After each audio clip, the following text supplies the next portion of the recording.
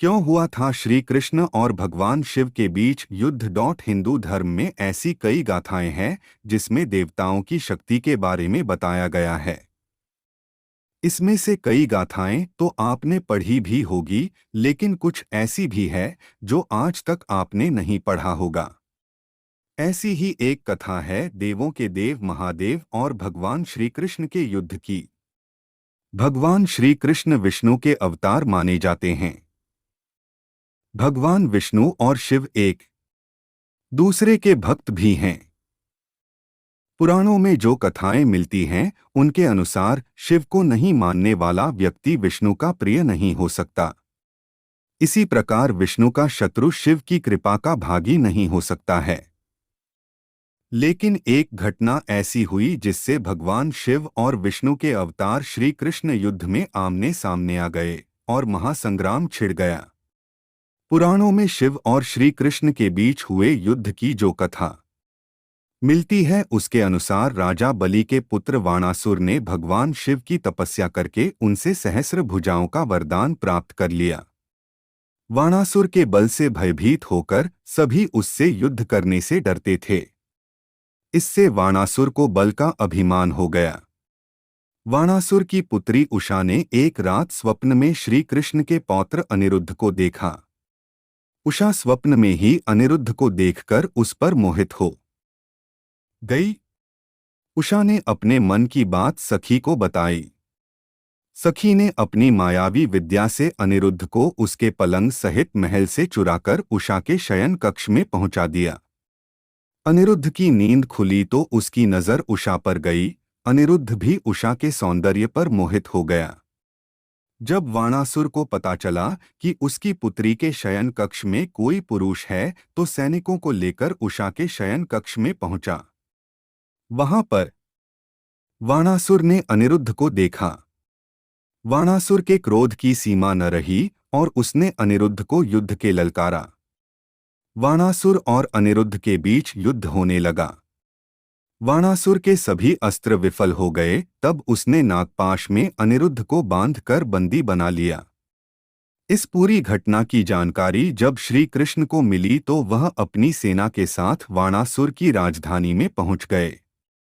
श्री कृष्ण और वाणासुर के बीच युद्ध होने लगा। युद्ध में अपनी हार होता हुआ देखकर वाणासुर को शिव की याद आई, जिसने वाणासुर को संकट के समय रक्षा करने का वरदान दिया था। इधर श्री कृष्ण ने सुदर्शन चक्र वाणासुर पर छोड़ा तो वाणासुर ने शिव का ध्यान किया। वर्टिकल बार शिव जी युद्ध भूमि में प्रकट हो गए। वाणासुर की रक्षा के लिए शिव ने श्री कृष्ण से कहा कि युद्ध भूमि से लौट जाएं, अन्यथा मेरे साथ युद्ध करें। श्री कृष्ण ने शिव से युद्ध करना स्वीकार किया और शिव एवं श्री कृष्ण के बीच महासंग्राम छिड़ गया।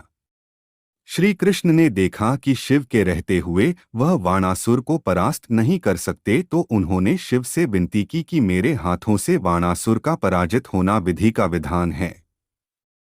आपके रहते मैं विधि के इस नियम का पालन नहीं कर पाऊंगा। श्री कृष्ण की इन बातों को सुनकर भगवान शिव युद्ध भूमि से चले गए। इसके बाद श्री कृष्ण ने वाणासुर चार बाजुओं को छोड़कर सभी को सुदर्शन चक्र से काट दिया। वाणासुर का अभिमान चूर हुआ और उसने श्री कृष्ण से क्षमा मांगकर अनिरुद्ध का विवाह उषा से करवा दिया। जब हुआ राम भक्त जामवंत से भगवान कृष्ण का महाप्रलयंकारी युद्ध, रामायण और महाभारत काल में बहुत से ऐसे योद्धा हुए जो त्रेतायुग और द्वापर युग दोनों ही में मौजूद थे और उन्होंने रावण से युद्ध के दौरान भी अहम भूमिका निभाई तथा धर्म और अधर्म के लिए लड़ा गया युद्ध महाभारत में भी अपने युद्ध कौशल का परिचय देते हुए धर्म स्थापना में मदद की। इस लेख में हम आपको एक ऐसे ही योद्धा के बारे में बताएंगे जिन्होंने भगवान विष्णु के रामावतार के समय रावण पर विजय पाने में पूरी ताकत लगा दी और कृष्णावतार में उस योद्धा ने अपने आराध्य देव से ही युद्ध किया। अपने आराध्य से युद्ध करने वाला वह योद्धा और कोई नहीं रामायण काल के ऋक्षराज जामवंत थे।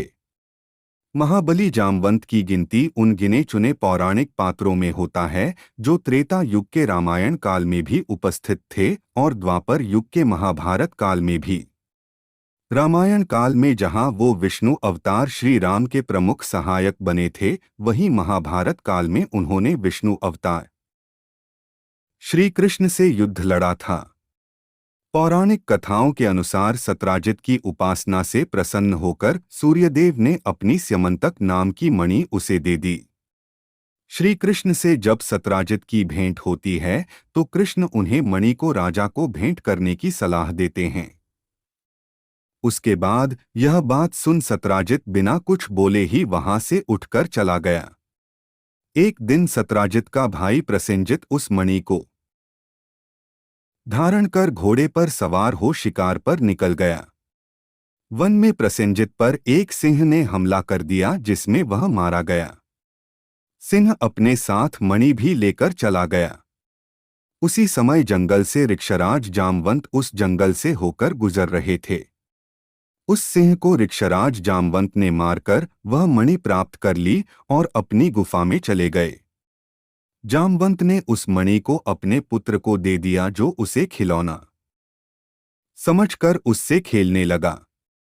इधर जब प्रसेनजित लौटकर नहीं आया तो सत्राजित ने समझा कि उसके भाई को कृष्ण ने मारकर मणि छीन ली है। वहां जाकर उन्होंने देखा कि वह मणि एक रीछ के बालक के पास है जो उसे हाथ में लिए खेल रहा है। श्री कृष्ण ने उस मणि को बालक से ले लिया कि तभी वहां जामवंत आ गए।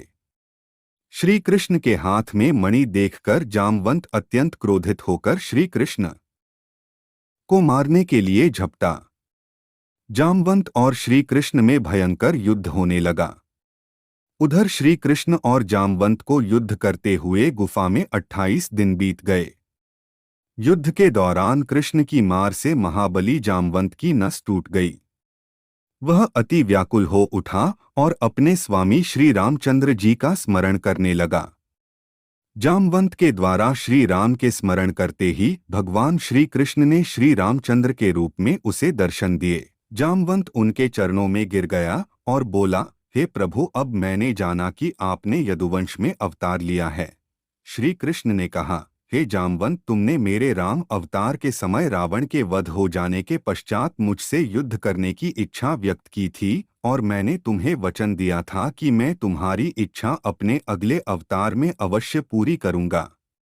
अपना वचन सत्य सिद्ध करने के लिए ही मैंने तुमसे यह युद्ध किया है। श्री कृष्ण ने सत्राजित को बुलवाकर उसकी मणि उसे वापस कर दी। सत्राजित अपने द्वारा श्री कृष्ण पर लगाए गए झूठे कलंक के कारण अति लज्जित हुआ और पश्चाताप करने लगा। प्रायश्चित के रूप में उसने अपनी कन्या सत्यभामा का विवाह श्री कृष्ण के साथ कर दिया और वह मणि भी श्री कृष्ण को दहेज में दे दी। किंतु श्री कृष्ण ने उस मणि को स्वीकार न करके पुनः सत्राजित को वापस कर दिया।